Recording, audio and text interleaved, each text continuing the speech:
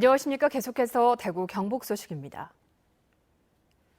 휴일인 오늘 대구와 경북 지역은 장마전선의 영향으로 종일 흐렸고 북부 지역을 중심으로 많은 비가 내리고 있습니다. 지금까지 내린 비의 양은 상주시 화서면이 40mm, 예천이 39mm, 경주가 5.5, 대구가 2.5mm 등입니다. 대구와 경북 남부 지역에는 장마전선이 소강 상태를 보이다가 내일 낮부터 비가 다시 내리겠고 북부 지역은 밤 사이에도 계속해서 비가 내리겠습니다.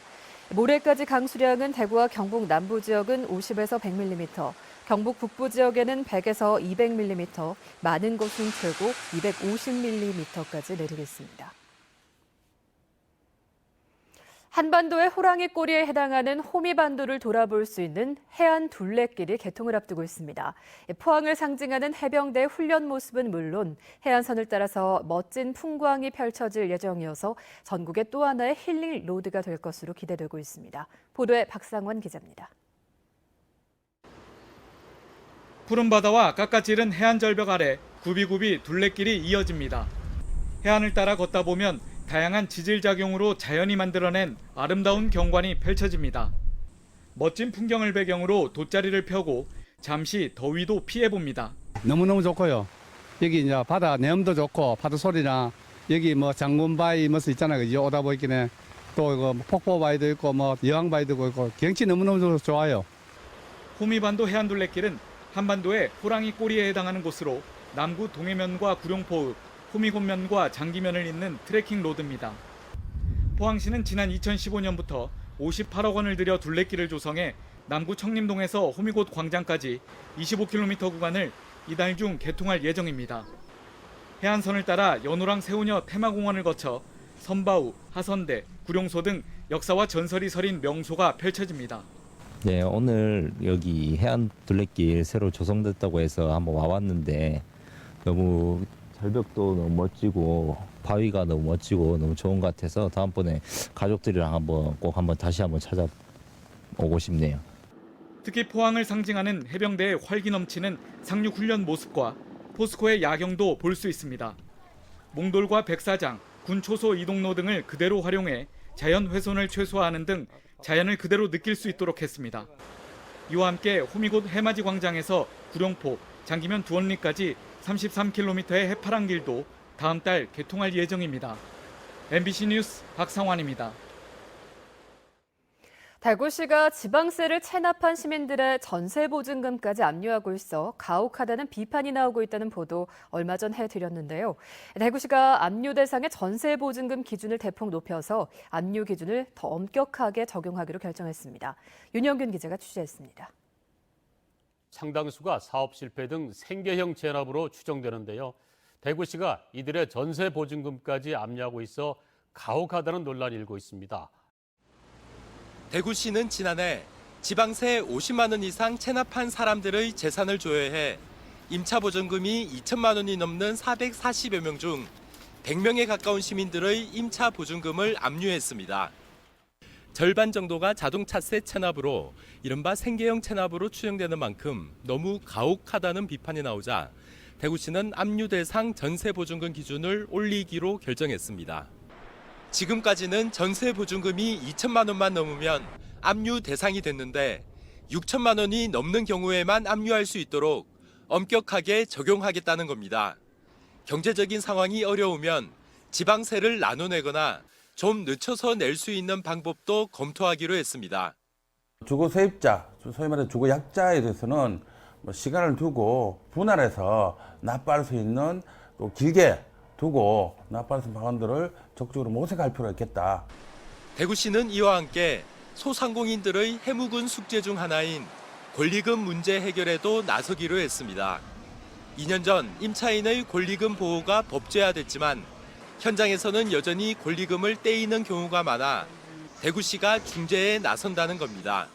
법은 있는데 실제로 법만 있는 겁니다. 그러니까 서울시 같은 경우에는 그것을 이제 시에서 그 제도를 운영하기 위해서 상담실하고 상담실을 설치해서 운영을 하고 있고 그 외의 지자체는 지금 없는 형편입니다. 법만 있는 형편입니다.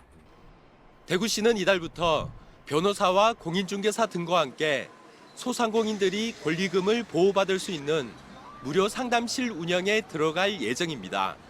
MBC 뉴스 윤용균입니다.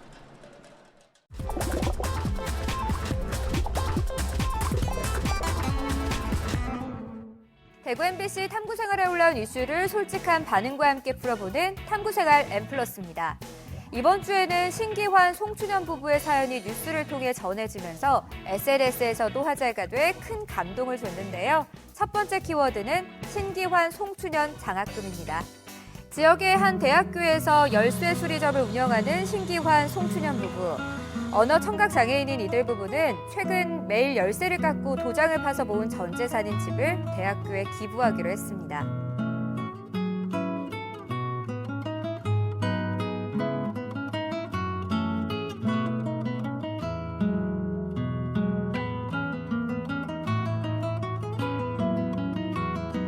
지난 1994년 대학 측이 장애로 어려움을 겪던 신 씨의 형편을 고려해 임대료 없이 열쇠 수리점을 열게 해준 데에 대해 이들 부부가 20여 년 만에 감사의 뜻을 전한 건데요.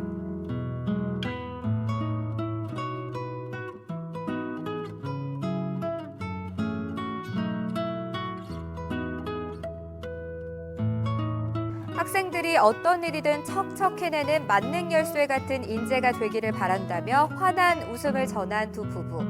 이에 누리꾼들은 이 장학금을 받은 학생은 또 누군가에게 베풀겠지라며 선행이 이어지길 응원했습니다.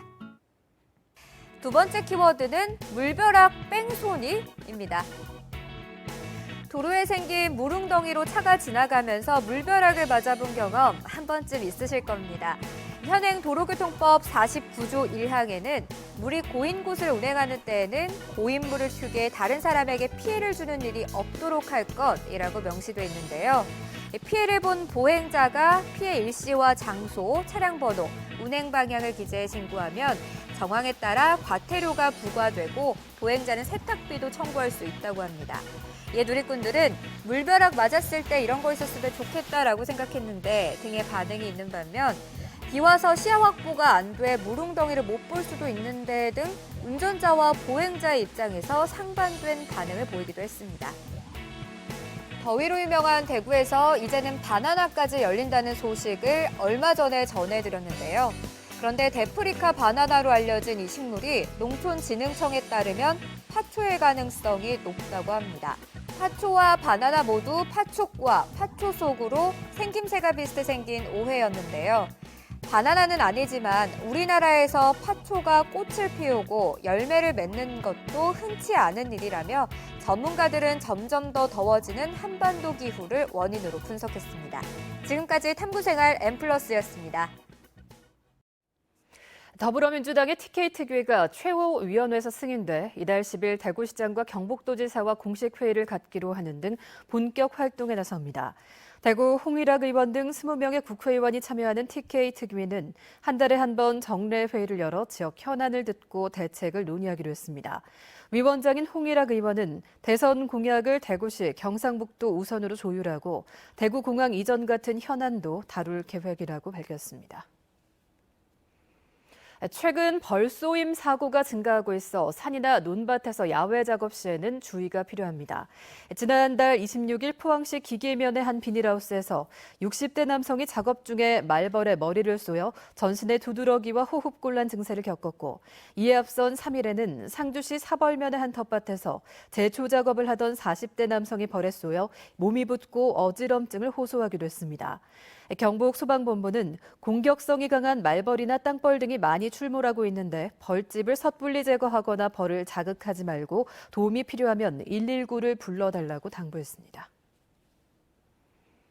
대구 북구 칠성시장에도 내년 상반기쯤에는 야시장이 들어설 전망입니다. 행정안전부가 최근 실시한 야시장 및 골목경제 활성화 사업 공모에서 대구 칠성시장과 춘천 번개시장 등 야시장 4곳, 경북 영주 학사골목 등 골목경제 5곳이 최종 선정됐다고 밝혔습니다. 칠성시장 등 이번에 선정된 9곳에는 매대 제작과 시설 개선, 상인 교육 등을 위한 45억 원의 재정이 지원되며 준비를 거쳐 내년 상반기쯤 문을 열 예정입니다. 주정차 단속 구간에 주차를 했을 경우 단속 전에 문자 메시지를 받을 수 있는 주정차 단속 알림 서비스가 대구 전역에서 실시됩니다. 서비스를 받으려면 모바일 앱인 주정차 단속 알림 서비스를 내려받아 가입 신청을 하면 되고 구군청이나 읍면 동사무소에 비치된 신청서를 작성해도 됩니다. 알림 서비스는 하루에 2번까지 제공되고 횡단보도나 인도위 등 즉시 단속 지역이나 수시 단속, 시내버스 블랙박스 단속 등은 서비스 대상에서 제외됩니다. 대구와 경북 지역의 자동차 총 주행 거리가 늘고 있습니다. 교통안전공단에 따르면 지난해 대구 지역의 자동차 총 주행 거리는 158억 킬로미터로 지난 2015년에 비해서 2.6%가 늘었습니다. 경북 지역의 지난해 자동차 총 주행 거리도 19억 킬로미터로 지난 2015년보다 5.6%가 늘었습니다. 전국적으로 지난해 자동차 주행 거리는 3,112억 킬로미터로 1년 전보다 4.3% 늘었고 사용 연료별로는 하이브리드 자동차의 주행 거리가 가장 큰 폭으로 증가했습니다. 주차 공간의 폭이 지금보다 10에서 20cm 넓어지게 됩니다. 국토교통부가 입법 예고한 주차장법 시행령 시행규칙 개정안에 따라 앞으로 새로 짓게 되는 건물이나 주차장에 일반형 주차구의 가로폭은 2.3m에서 2.5m, 확장형 주차구의 가로폭은 2.5m에서 2.6m로 늘어나게 됩니다. 대구 경북 소식 전해드렸습니다. 시청해주신 여러분 고맙습니다.